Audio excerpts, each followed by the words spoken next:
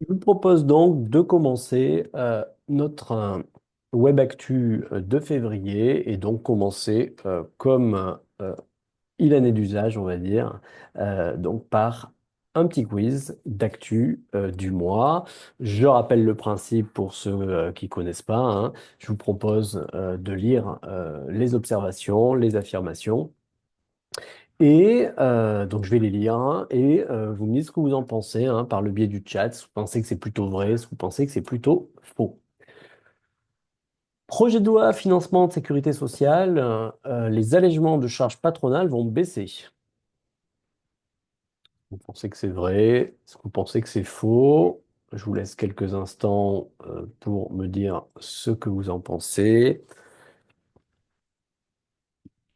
Alors, c'est plutôt des réponses. Ah, c'est quand même mitigé. Il y a un tout dépend qui me semble plutôt opportun.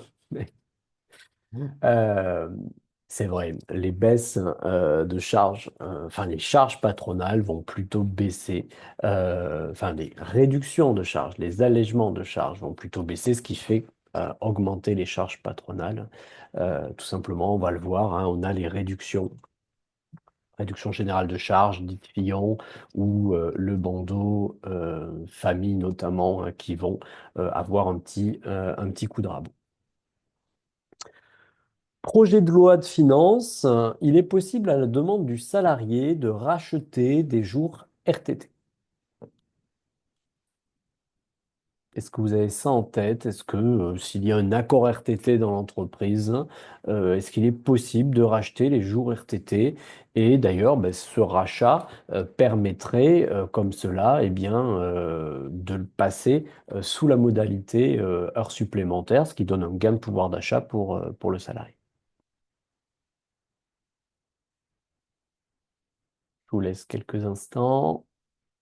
Il y a des faux, il y a des vrais. C'est vrai.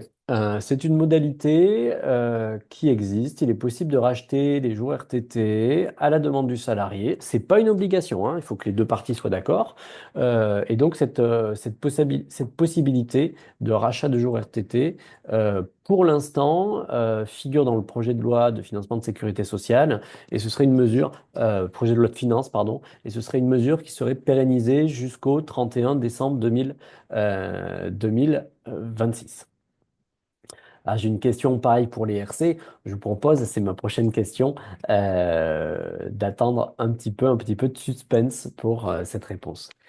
Toujours donc, projet de loi de finances, hein, il est possible à la demande du salarié de racheter les jours de repos compensateur de remplacement ou de repos compensateur ou de contrepartie obligatoire en repos. Qu'est-ce que vous en pensez? Est-ce que vous pensez que c'est vrai? Est-ce que vous pensez que c'est faux?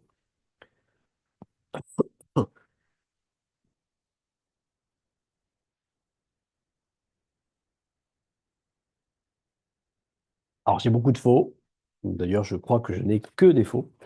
C'est faux. Je ne vais pas pouvoir racheter les jours de repos compensateurs, les jours de contrepartie obligatoire en repos, les jours de repos compensateur de remplacement. Alors, le RCR, hein, le repos compensateur de remplacement, c'est le repos que je crée en remplacement du paiement de l'heure supplémentaire. Je ne vais pas pouvoir acheter non plus un autre type de repos, hein, le repos compensateur de nuit, qui va être attribué selon diverses modalités, donc aux salariés qui travaillent la nuit. Projet de loi financement de sécurité sociale, les exonérations sociales concernant l'apprentissage sont réduites. Est-ce qu'on va avoir un coup de rabot aussi sur les exonérations sociales, apprentissage, notamment CSG-CRDS? Je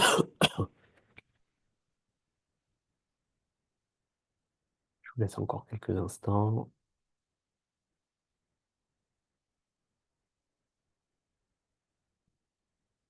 Et c'est vrai, coup de rabot, effectivement, aussi sur l'apprentissage, avec donc des exonérations qui vont diminuer. Affirmation suivante, qu'est-ce que vous en pensez? Est-ce que vous avez un avis là-dessus? un versement mobilité. Alors, je ne sais pas si le versement mobilité, ça parle à tout le monde, hein. Le versement mobilité, c'est euh, une contribution appelée par aujourd'hui par les agglos, par les communautés de communes, par le Grand Paris, les métropoles, etc. Euh, pour financer, hein, c'est donc sont assujettis les entreprises de plus de 11 salariés qui ont donc 11 travailleurs qui travaillent sur la zone. Euh, c'est dans le but de financer les transports publics de voyageurs. Euh, et donc, affirmation, qu'est-ce que vous en pensez? Un versement mobilité régional va désormais se rajouter au versement mobilité locale, donc qui est actuellement appelé par les agglos ou les communautés de communes. Est-ce que vous savez, est-ce que vous savez pas?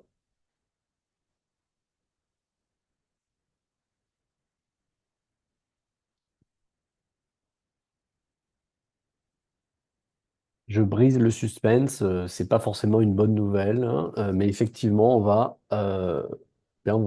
nous en rajouter une couche, si je peux me permettre, sur le versement mobilité. On va avoir un versement mobilité qui va se rajouter donc au versement mobilité que l'on connaît aujourd'hui. Et donc ce versement régional permettra donc aux diverses régions qui le souhaitent, bien évidemment, ce n'est pas une obligation, hein, charge à la région en question de prendre une délibération, de prendre une décision que d'appeler ce versement mobilité. Mais dès lors qu'il y a une décision de la région pourra appeler un versement mobilité pour permettre d'avoir comme cela un financement comment dirais-je, des transports publics. Peu importe le temps que je prends pour mener à bien le reclassement d'un salarié déclaré inapte, dès lors que le salaire est rétabli suite au délai d'un mois suivant la déclaration définitive d'inaptitude. Pour resituer la question, donc vous avez un salarié, il est déclaré inapte, il est déclaré inapte par la médecine du travail, et donc là, normalement, hein, quand vous avez ce type de déclaration d'inaptitude, une obligation, bah, l'obligation, c'est de reclasser le salarié ou de licencier à défaut de reclassement. Et si vous ne faites pas ni le reclassement ni le licenciement dans le délai d'un mois, bah, tout le temps de la procédure, le salarié, au bout d'un mois, donc au bout d'un mois de sa déclaration définitive d'inaptitude, eh bien, il a droit au retour du versement du salaire, bah, tant qu'il n'est pas reclassé et licencié. Ben, est-ce que ben, je peux prendre mon temps, je peux faire ce que je veux, je peux durer ma procédure 3 mois, 6 mois, un an, tout en payant donc le salaire. Ben, on a une jurisprudence qui nous dit ben, que non, je vais pas euh, pouvoir prendre tout le temps que je souhaite. Euh, le salarié pourrait, et là, c'est un cas de jurisprudence qu'on va voir ensemble, pourrait dire que, eh bien, on a une exécution déloyale du contrat de travail et donc demander la rupture du contrat à vos torts devant le prud'homme, hein.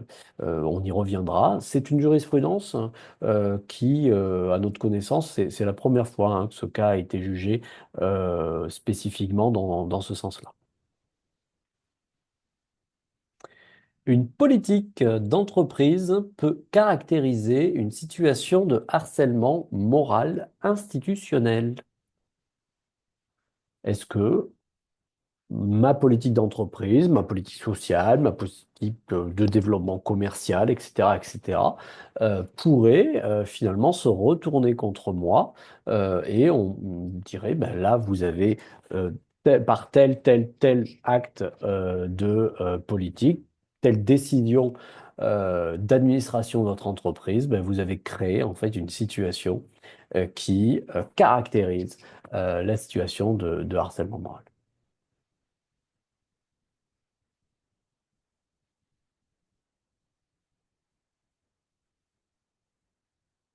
2 mots, France Télécom.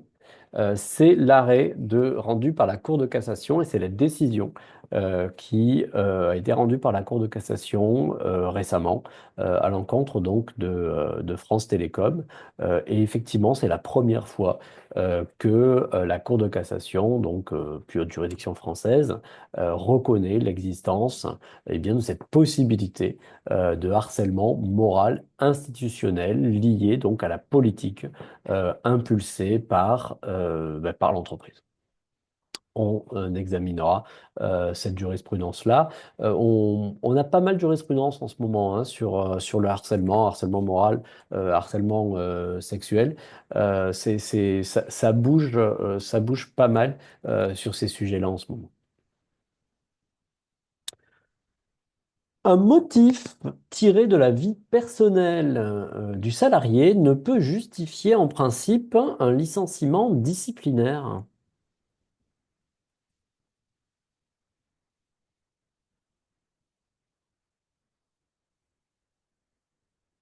Je vous laisse quelques instants. Donc, je commets une boulette, je commets une faute, un manquement, mais c'est durant ma vie perso. Est-ce que ça peut engendrer un licenciement disciplinaire? Ben non, en principe non, hein.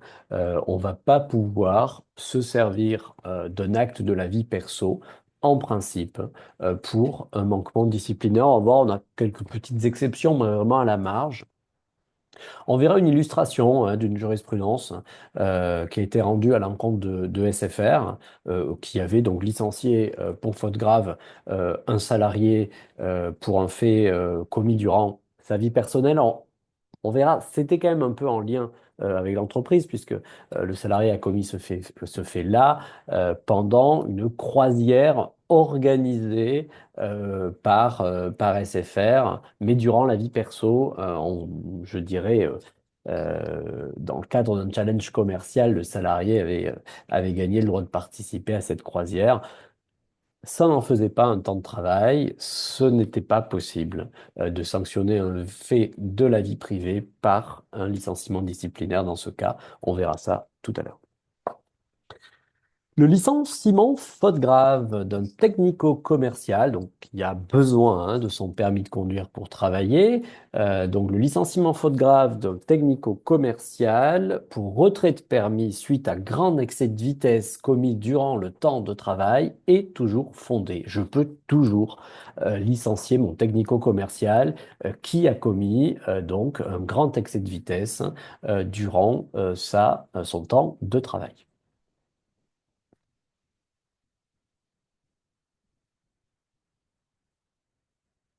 Alors, je vous laisse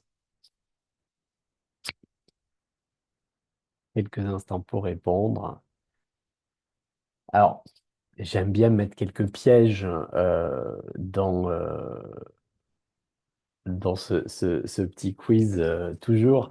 Le mot toujours, en principe, en droit, c'est rarement vrai, surtout en droit du travail, hein. Donc non, c'est pas toujours une faute grave et donc on a une illustration d'un cas où là, la Cour de cassation vient de dire, bah non, non, non.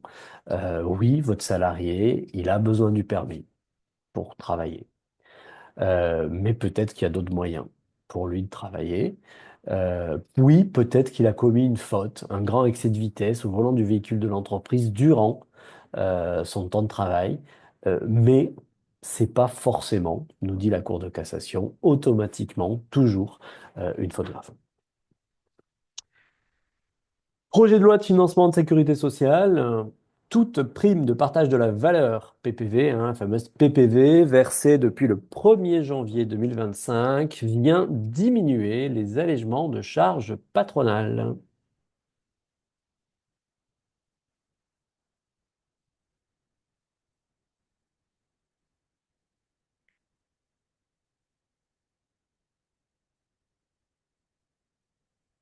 C'était un dispositif hein, que l'on avait déjà évoqué lors de précédentes web conférences à propos d'un précédent projet de budget.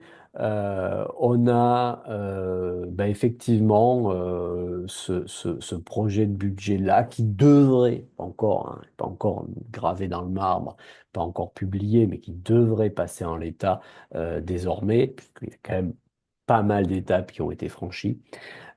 Effectivement, on vient nous dire hein, que à partir du 1er janvier 2025, toute PPV versée à partir du 1er janvier 2025 va être prise en compte donc dans le calcul, la formule de calcul de la réduction générale de charge, de réduction générale de charge, et dès lors, forcément, si on prend en compte cette rémunération supplémentaire, mécaniquement, ça va faire diminuer la réduction de charges patronales de façon mécanique. Surtout si vous avez des questions, n'hésitez pas hein, à les poser par le biais du chat je vous propose de poursuivre.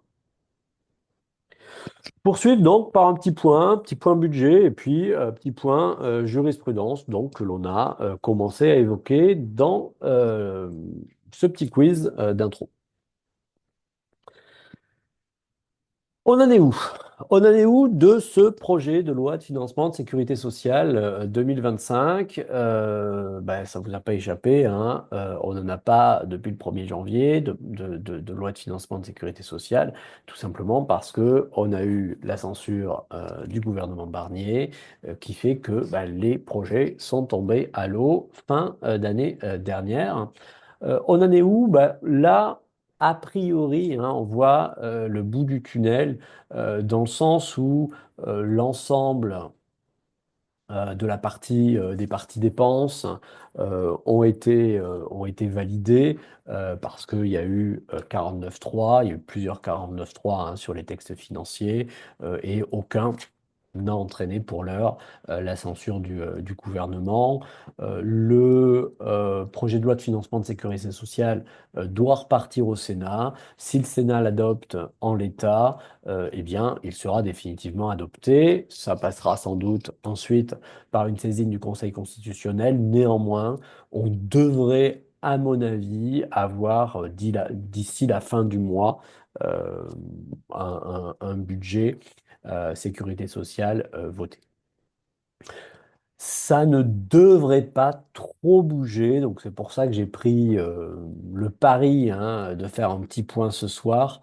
Ça ne devrait pas trop bouger. Le texte semble plutôt, hein, selon tous les observateurs, plutôt en l'état d'être définitivement adopté. Donc, qu'est-ce qu'on fait? Qu'est-ce qu'on fait sur les allègements généraux de cotisation? Réduction générale de charges Fillon, le bandeau maladie, le bandeau famille. On a un petit coup de rabot moins important que celui qui était prévu à l'origine, hein. Le petit coup de rabot se centre sur le bandeau maladie où on va le rogner, hein. On pouvait avoir un allègement jusqu'à 2,5 SMIC, ce serait limité à 2,25 SMIC. Bandeau famille serait limité à 3,3 SMIC contre 3,5 SMIC actuellement, sur le budget 2024. Ça, ce serait à partir du 1er janvier 2025 pour toute l'année 2025. Sur l'année 2026, au 1er janvier 2026, il est prévu que ces trois allègements de charges fusionnent pour en faire qu'un seul, pour en faire donc ce serait une réduction dégressive unique qui serait donc mise en place sur toutes les rémunérations donc qui vont jusqu'à 3 SMIC avec une potentielle fluctuation, puisque c'était ça le projet, hein, le projet initial, c'était euh, d'avoir, de constater moins de réduction de charges quand même au niveau SMIC, strictement SMIC, pour avoir un palier un peu haut euh, autour d'1,5 SMIC pour avoir ensuite une baisse de la réduction. Donc, en 2026, il est un peu trop tôt pour faire le point là-dessus, mais vraisemblablement, c'est ce que l'on constatera. On n'aura pas une linéarité, hein, de cette dégressivité. Ça devrait être comme ça selon le palier.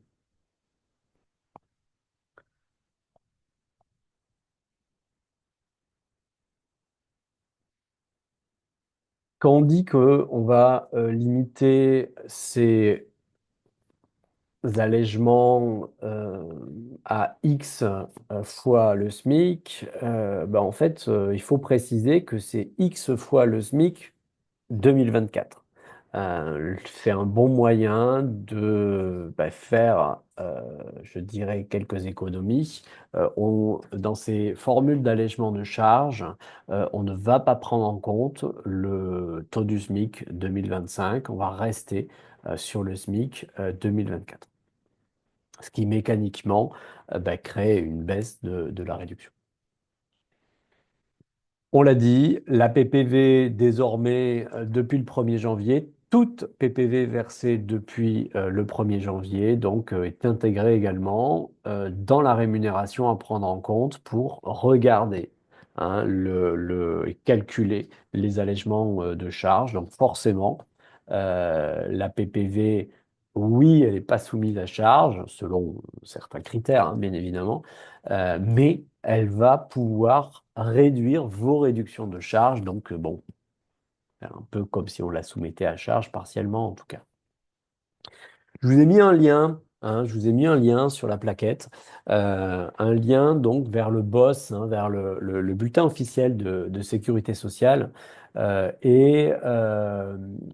BOSS a intégré depuis le 24 janvier 2025, hein, il a été remanié pour détailler davantage et plus de lisibilité sur toute la réglementation,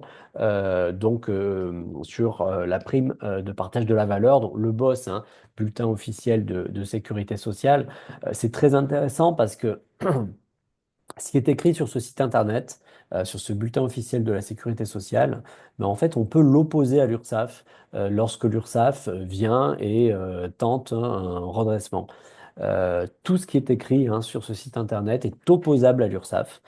Et donc, forcément, c'est un bon moyen, un très bon outil, et très sincèrement, un très bon outil pour nous, hein, on s'en sert beaucoup, dans toutes les contestations de l'aide d'observation, de redressement URSSAF. Ça permet vraiment de renvoyer à l'URSSAF ces arguments-là en disant le boss indique blanc, vous dans votre lettre d'observation vous indiquez noir, donc vous n'êtes pas cohérent avec le boss, donc on fait sauter le redressement. Et c'est plutôt un outil très très intéressant. Limitation pour les exonérations sociales des contrats, des nouveaux contrats d'apprentissage.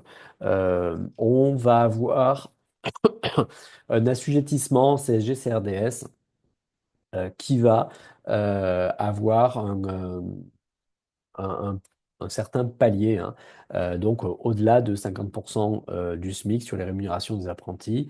Euh, Ce qui est intéressant, c'est que c'est pas rétroactif, hein. Ce sera a priori uniquement applicable au contrat. Alors je dis a priori, hein, ce sera applicable au contrat signé donc comment dirais-je, au contrat signé dès lors que le projet de loi de financement de sécurité sociale sera adopté et publié. Donc a priori, ce serait pour le 1er mars. Si c'est pas si le projet de loi financement de sécurité sociale n'est pas publié avant le 1er mars, ce sera pour le 1er avril, puisque ce sera, hein, c'est prévu pour le premier jour du mois suivant la publication donc de la loi de financement de sécurité sociale.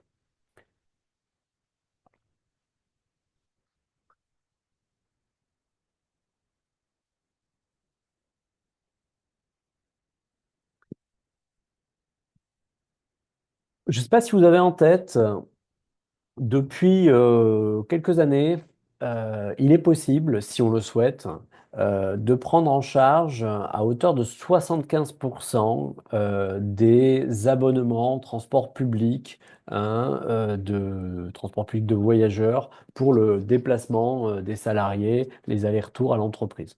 La règle telle qu'elle existe, l'obligation pour l'entreprise, c'est 50%. 50% donc de l'abonnement SNCF, de l'abonnement euh, au réseau bus, métro, etc. Mais je peux aller jusqu'à 75% de façon temporaire, hein, puisque c'est pour l'instant jusqu'au 31 décembre 2025 que je peux faire ça. Et donc, je peux aller jusqu'à 75% tout en restant en exo de charge. Donc voilà, ça c'est. Si vous l'aviez fait sur 2024, ben voilà, il faut savoir que ça existe sur 2025. Ben, c'est un bon moyen, ça peut être un bon moyen d'arrondir un peu le pouvoir d'achat des salariés, de certains salariés en tout cas, sans payer de charge, sans payer aucune charge. On l'a dit dans le quiz, versement, mobilité régionale. Donc là, ça vient de sortir, hein, c'est tout neuf. On est sur un dispositif qui va être complémentaire au dispositif qui existe aujourd'hui. Aujourd'hui, vous avez les autorités organisatrices de la mobilité, donc les agglos, les métropoles, les communautés de communes, qui peuvent décider d'appeler un versement mobilité. Le taux est encadré, hein, par le code des collectivités territoriales, et donc peuvent appeler un taux. Et donc les entreprises plus de 11 salariés vont être assujetties et vont devoir verser donc ce versement mobilité. Ben, la nouveauté, c'est qu'on va rajouter une couche. Là, ça ne vient pas en remplacement, ça ne vient pas en déduction.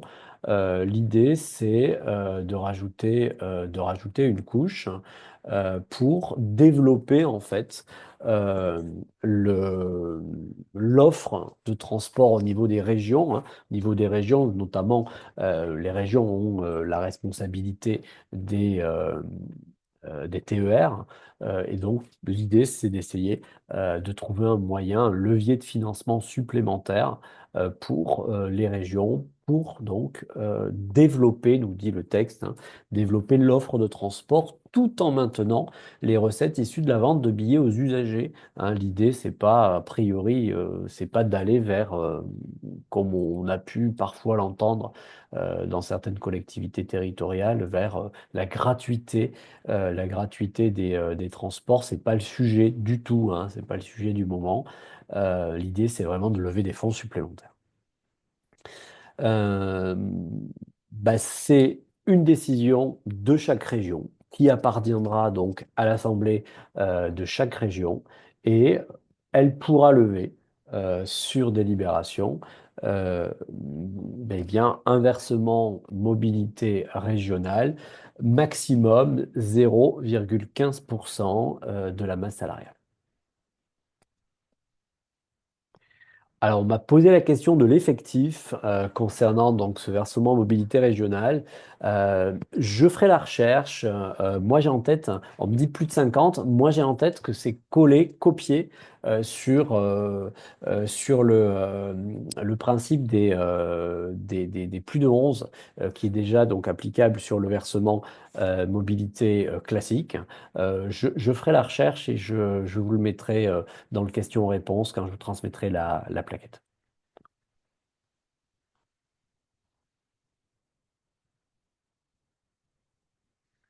Monétisation des jours, donc, pardon, des jours de réduction du temps de travail, des jours RTT. On a donc cette monétisation qui est fixée dans le texte, hein, jusqu'au 31 décembre 2026. Le process, c'est quoi? C'est qu'un salarié qui bénéficie de jours RTT, hein, donc grâce à un accord RTT que vous avez en application dans l'entreprise, un salarié va pouvoir vous demander de se les faire payer. Le salarié peut demander à se faire payer de sa totalité de ses jours de repos RTT, vous avez le droit de refuser. Il n'y a pas de sujet là-dessus, c'est vraiment une demande du salarié, mais il n'y a aucune obligation d'être OK par rapport à cette demande et donc d'accéder à la demande du salarié. C'est pas applicable, on l'a dit en introduction, ça va pas être applicable sur tous les repos. Ça ne va être applicable vraiment que sur les RTT, le salarié renonçant à un jour, 2 jours, une demi-journée, mais deux RTT. Tout ce qui est repos compensateur légal, je dirais, un repos compensateur ou contrepartie obligatoire en repos du Code du travail. Le repos compensateur de nuit, sur les travailleurs de nuit notamment. Le repos également que l'on peut avoir dans certaines entreprises, on a pas mal d'entreprises qui le pratiquent, c'est le repos compensateur de remplacement.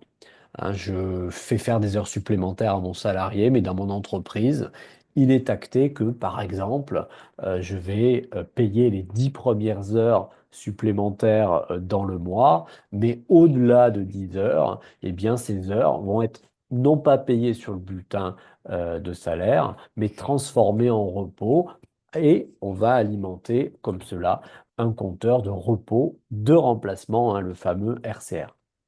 Ben, ce RCR non plus, on va pas pouvoir le rémunérer par le biais de cette monétisation des jours RTT.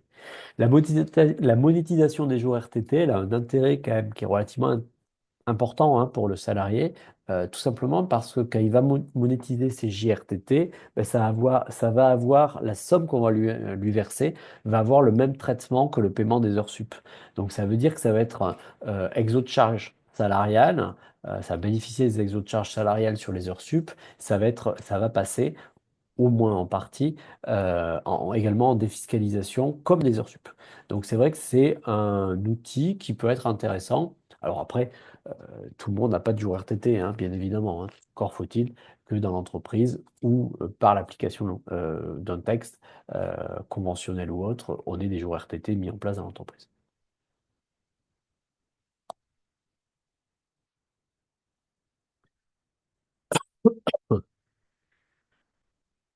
Jurisprudence. Jurisprudence très intéressante, très intéressante. On avait eu il y a peu de temps une jurisprudence où un employeur avait été sanctionné et on avait donné raison à un salarié qui donc du coup avait imputé la rupture aux fautes de l'entreprise, mais dans le cadre en fait d'une entreprise qui n'avait pas repris le versement du salaire. Je l'ai dit en intro, dès lors qu'on a une inaptitude qui est prononcée par la médecine du travail, on a un mois pour reclasser ou licencier le salarié. Si on n'a pas respecté ce timing-là, il y a entre guillemets, une sanction, c'est qu'on doit reprendre le versement du salaire tant que le salarié n'est pas reclassé ou n'est pas licencié. Bah, ça semble logique du coup, cette première jurisprudence que j'évoquais, qui dit bah, si vous ne reprenez pas le versement du salaire, vous commettez une faute et dès lors, le salarié est légitime à demander la rupture du contrat à votre tour. Bah, cette jurisprudence, cette nouvelle jurisprudence-là, bah, elle va quand même plus loin et là, pour le coup, elle peut quand même poser pas mal de questions. On a un salarié qui est déclaré inapte. Il n'y a pas de sujet, il est déclaré inapte définitivement par la médecine du travail. La médecine du travail, comme parfois, on va dire, ou souvent, je vous laisse choisir, elle n'est pas très claire dans son avis. Et voilà, c'est un peu fumeux, néanmoins, on a une décision d'inaptitude qui est incontestable. L'employeur laisse passer un peu de temps, il laisse passer du temps, il va avoir, eh bien, alors que l'avis d'inaptitude il date du 11 juin, il va attendre le 14 octobre pour demander au médecin du travail des précisions justement sur l'avis d'inaptitude qui est un petit peu alambiqué. euh, il demande qu'en novembre, que fin novembre, aux diverses sociétés du groupe s'il y a des reclassements disponibles. Hein. C'est l'obligation de reclassement qui l'impose. Néanmoins, le versement du salaire, on a repris le versement du salaire, on a un peu tardé, hein. Néanmoins, on a repris le versement du salaire et on a vraiment fait le rappel de salaire jusqu'au jour où on devait, donc c'est-à-dire le 11 juillet, puisqu'on devait, un mois après le 11 juin, reprendre le versement du salaire. Le salarié, il trouve le temps long. Il trouve le temps long. Tous les mois, il est payé, hein. Tous les mois, il est payé. On respecte ce versement, cette reprise du salaire, mais il trouve le temps long. Il trouve le temps long et du coup, il va demander au prud'homme. Il va saisir le prud'homme et il va demander ce que l'on appelle la résiliation judiciaire du contrat de travail au tort de l'entreprise. Il estime que l'entreprise, eh bien, ne remplit pas ses obligations et n'exécute pas de bonne foi le contrat de travail, donc en laissant le salarié dans cette situation. Certes, il est payé, néanmoins, bon, il est bah, en inactivité et donc le salarié donc, considère que l'entreprise commet une faute en traînant trop sur cette procédure. Bah, je vous l'ai dit, hein, la Cour de cassation va donner raison au salarié. Va donner raison au salarié.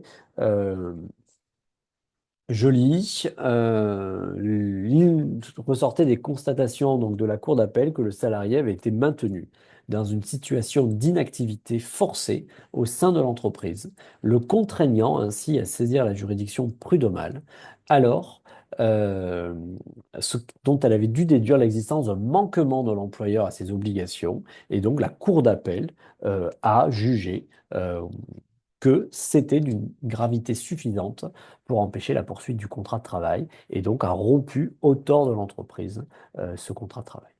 Donc, en principe, quand on a ce type de dossier, on ne les laisse pas traîner. Hein, je pense qu'on va tous être d'accord sur ce sujet, mais cette jurisprudence nous rappelle l'importance justement de ne pas faire traîner les choses au-delà de cette obligation donc, de reprise du versement du salaire.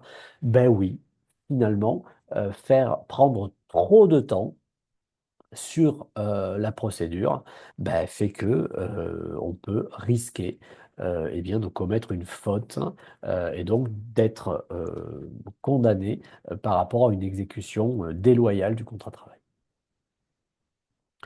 Jurisprudence quand même un peu particulière parce que pourrait se dire que l'entreprise qui prend tout son temps, a priori, c'est peut-être aussi que, elle veut prendre du temps pour vraiment trouver un reclassement. Donc, c'est vrai que c'est un peu une jurisprudence qu'on peut lire un peu à double sens.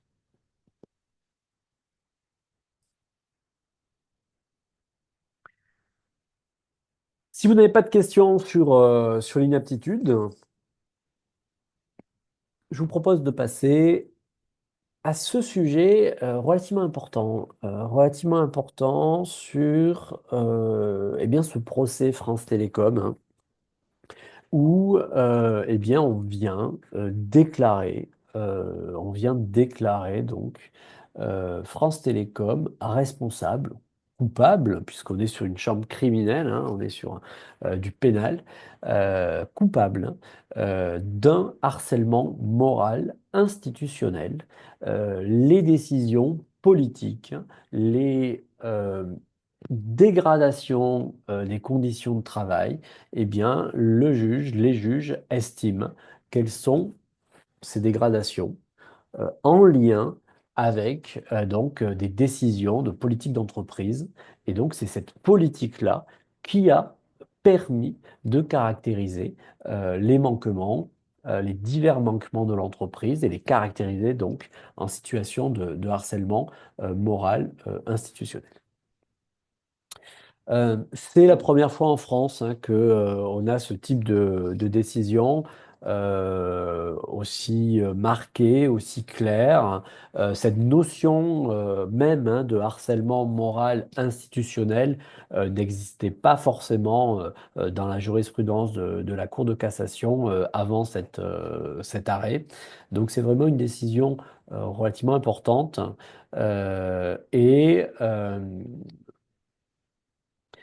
Les juges, en fait, vont vraiment ben, décortiquer, hein, ils ont décortiqué dans ce dossier ben, les diverses politiques qui s'étaient succédées au niveau de France Télécom et ont pu donc décider que bah oui, les réorganisations successives, les politiques commerciales, les modifications de process, de conditions de travail, avait impulsé cette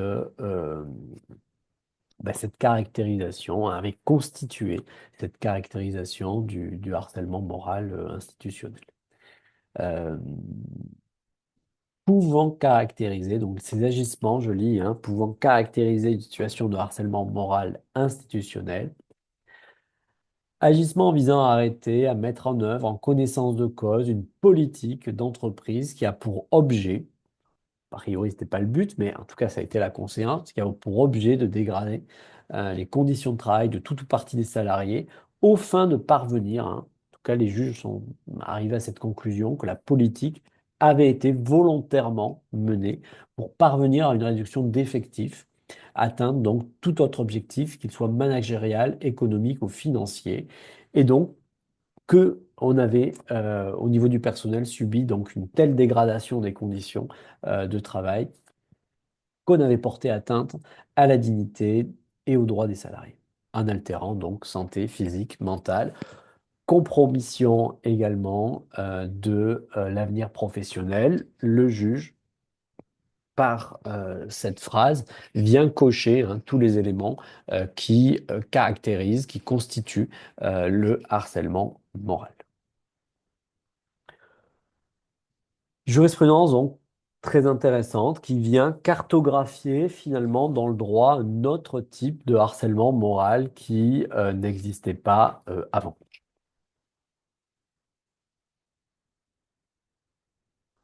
Manquement du salarié durant sa vie privée, est-ce que c'est automatiquement ou parfois ou jamais un motif de licenciement? Dans cette jurisprudence, hein, on a, si je vous raconte les faits, on a un salarié bah, qui est plutôt récompensé par son entreprise, puisque c'est un salarié d'SFR, hein, et eh bien, on va l'inviter, parce qu'il a gagné un challenge commercial avec un certain nombre de membres de l'équipe. On l'invite à participer à une croisière sur un paquebot. Durant, pas un séminaire d'entreprise, hein, c'est pas le temps de travail, c'est une croisière privée, vacances, super. Mais en fait, ce salarié, cette salariée d'ailleurs, hein, dans sa cabine, eh bien, il y a un dispositif de sécurité incendie qui empêche de fumer. Et donc, elle a envie de fumer, en l'occurrence un narguilé, et donc elle obstrue le système de sécurité pour pouvoir fumer. Et une fois qu'elle a fumé, elle oublie d'enlever justement ce qu'elle avait mis sur le dispositif d'alerte incendie. Et donc le personnel de bord va découvrir cela le lendemain. Le personnel de bord, très rigoureux sur les questions de sécurité, va exiger de débarquer la salariée au prochain port. Donc, merci, au revoir. Vous avez enfreint le règlement de bord. Dehors. SFR va devoir rapatrier la salariée. SFR va reprocher une faute. Une faute à cette salariée parce que il estime que cette faute nuit à l'image de marque de l'entreprise. Cette faute d'une particulière gravité aurait pu mettre en danger les gens, tout simplement, les passagers du paquebot, parce que c'était quand même un dispositif de sécurité incendie qui avait été obstrué. Ben, sauf que la salariée était dans sa chambre, un paquebot, certes payé en croisière par SFR, néanmoins, c'était pas du temps professionnel, c'était du temps perso. Et la Cour de cassation rappelle eh bien, que sauf manquement important de l'intéressé qui découle donc d'une obligation du contrat de travail, on n'aura jamais de disciplinaire sur un motif tiré de la vie privée du salarié. Et là, très sincèrement, je ne vois pas bien l'obligation découlant du contrat de travail que la salariée aurait enfreint dans cette situation, dans sa chambre de son paquebot. Pareil, la Cour de cassation nous dit, ben oui, on aurait pu peut-être avoir un trouble objectif dans le fonctionnement de l'entreprise engendré par ce fait fautif, mais sauf que c'est pas le cas. Et puis là, hein, pour le coup, on n'aura pas de sanctions disciplinaires valables sur ce motif-là. Donc le licenciement est purement et simplement déclaré abusif. Le salarié, la salariée n'a pas commis une faute disciplinaire, a commis une faute, hein, pas de problème, mais c'est pas une faute disciplinaire, donc on n'était pas légitime à licencier la salariée pour ce fait-là.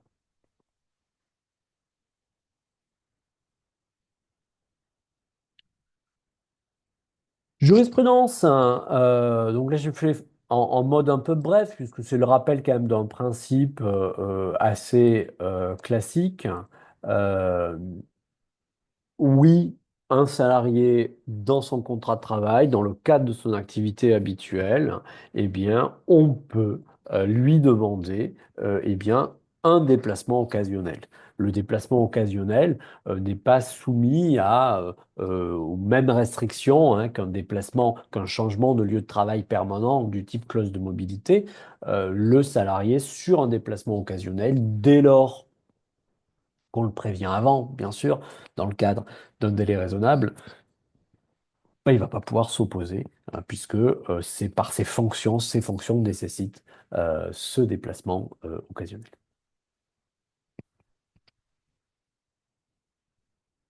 Dernière jurisprudence que j'ai trouvé intéressant d'évoquer ce soir.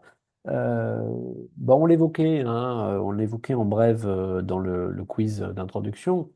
C'est l'histoire de ce technico-commercial qui, donc au volant du véhicule de l'entreprise, durant ses heures de travail, va commettre un grand excès de vitesse, hein. Il roule entre 40 et 50 km/h au-delà de la limite autorisée.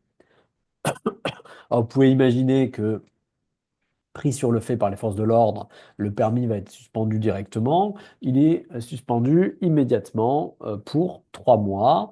Euh, Précision, le salarié n'a pas un passif particulier dans l'entreprise d'excès de vitesse ou d'infraction au code de la route. Le salarié, il joue franc jeu, il va directement, tout de suite, hein, voir sa hiérarchie, voir son employeur, et il va dire, bah, désolé, j'ai commis une boulette, euh, j'ai plus de permis. J'ai plus de permis, mais je vous propose de louer à mes frais un véhicule sans permis pour continuer mon travail. Euh, il y a même un collègue à lui qui lui propose et qui propose à l'employeur eh bien, d'organiser des tournées conjointes. Ils sont à peu près sur le même secteur. Le secteur est relativement réduit géographiquement, hein, une cinquantaine de kilomètres, hein. Donc, a priori, c'est faisable. L'employeur répond non. Non, non, non. Non. Non pour le véhicule sans permis, même à vos frais, monsieur le salarié. Non pour les tournées conjointes avec le collègue, bah, tout simplement parce que j'estime que vous avez commis une faute grave en commettant cet excès de vitesse euh, entre 40 et 50 km au-dessus de la limite. Ben, la cour d'appel, puis la cour de cassation qui va suivre la cour d'appel, et va estimer que le dossier n'était pas suffisant pour licencier pour faute grave le salarié. Le salarié dans ce dossier, hein, il avait 8 ans d'ancienneté, 8 ans d'ancienneté de mémoire. Euh, on a estimé que ben, le salarié n'avait pas commis une faute grave et qu'en tout cas, on ne on n'avait pas eu la nécessité ultime de rompre immédiatement le contrat, que la faute grave n'était pas constituée. La Cour d'appel, je lis hein, ce que nous dit la Cour de cassation, la Cour d'appel a pu retenir que si l'excès de vitesse commis par le salarié méritait une sanction, la faute elle est indéniable, ça c'est sûr, hein, mais compte tenu donc de sa fonction d'agent technico-commercial itinérant, il ne rendait pas impossible son maintien dans l'entreprise durant le préavis et a décidé donc, dans l'exercice des pouvoirs de la Cour d'appel, qu'il ne pouvait constituer une cause réelle et sérieuse de licenciement. Donc, vous avez compris, hein, non seulement c'est pas une faute grave, mais ce n'est pas une cause réelle et sérieuse non plus, nous dit la Cour d'appel dans ce dossier, donc confirmé par la Cour de cassation. Ben, on aurait pu faire avertissement, mise à pied disciplinaire, mais pas plus. Donc, c'est quand même un peu particulier cette jurisprudence, et c'est vrai que vu la gravité de la faute, hein, on aurait pu imaginer hein, que la justice aurait euh, jugé un peu différemment. Oui, il avait 8 ans d'ancienneté. Oui, a priori, il n'avait pas vraiment l'habitude de commettre des excès de vitesse. Néanmoins, là, on n'est pas sur un excès de vitesse de 3, 4, 10 km/h au-dessus de la limite, hein. On est sur un gros excès de vitesse, un grand excès de vitesse. Euh, effectivement, vous me dites dans le chat, il s'est mis en danger quand même. Oui, et puis accessoirement, il a mis aussi en danger les autres usagers de la route, parce que, a priori, s'il y a une limitation de vitesse et qu'on la dépasse de 40 à 50 km de plus, c'est qu'a priori, on n'a pas, non seulement on n'a pas respecté les règles, mais les règles, elles sont faites quand même pour la sécurité des usagers. Donc, c'est vrai que cette,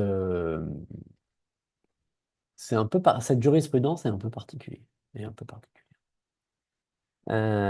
J'ai une question très intéressante. Et il aurait été conducteur routier. Effectivement. Et il aurait été conducteur routier. Est-ce que la Cour de cassation aurait jugé différemment? J'en sais rien. J'en sais rien. Peut-être pas. Peut-être pas. Là, le salarié n'est pas conducteur routier, mais enfin, il est technico-commercial et il passe a priori ses journées sur la route. Donc, pourquoi on aurait jugé différemment le conducteur routier? Je suis pas sûr qu'on l'aurait jugé différemment. 8 ans d'ancienneté, jamais de sanction, ou jamais d'infraction, jamais d'excès de vitesse.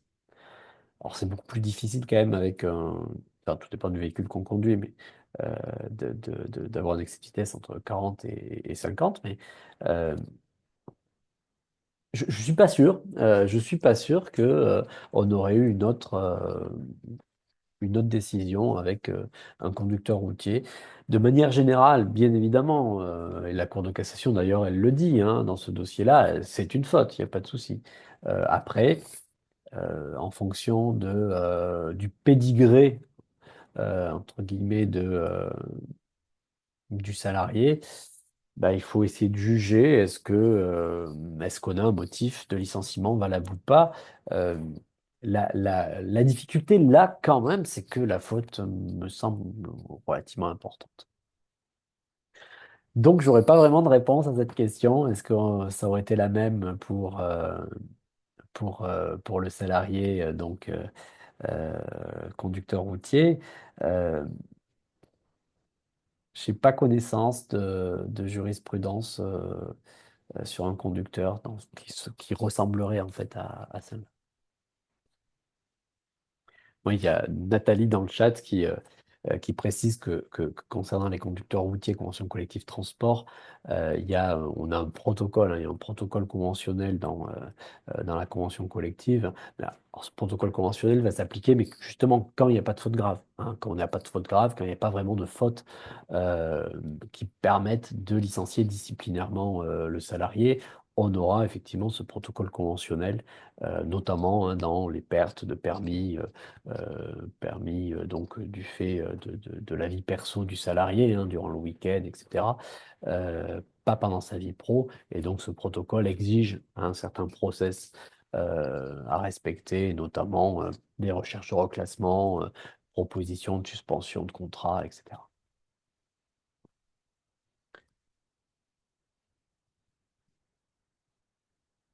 J'ai fini pour ce que je souhaitais échanger avec vous ce soir. Je ne sais pas si vous avez des questions. Ah, j'ai une question, un salarié qui traîne trop à faire son renouvellement de permis et qui se trouve avec un permis invalidé sur vérif permis. Ben, il faut faire le point effectivement là-dessus, mais oui, là on est clairement sur une faute à mon sens du salarié. Euh, Là, j'aurais tendance à le traiter par le protocole conventionnel parce que ce ne sera pas forcément sur une faute grave, a priori. Il faudrait voir un petit peu le détail du dossier. En tout cas, bien faire attention parce que là, le salarié, en tout cas, il ne peut plus exercer son job hein, dès lors que son permis est invalidé. Euh, on me dit le technico-commercial avait des solutions de rechange. Pour le conducteur routier, il n'y avait pas de camion sans permis. Certes, effectivement, ce point-là me semble intéressant à souligner. Effectivement, ça aurait été beaucoup plus compliqué pour le conducteur routier de faire une tournée avec un collègue ou un camion sans permis qui n'existe pas. Tout à fait. Très bonne remarque. Je pense que vous n'avez plus de questions. En tout cas, il n'y a plus de questions dans le chat. Je vous propose donc de nous arrêter là. Je vous souhaite une très bonne soirée. Je vous dis à très bientôt. Et bah, je vous transmets hein, d'ici demain le support donc présenté ce soir. Et d'ici là, bah, une bonne soirée et à bientôt. Au revoir.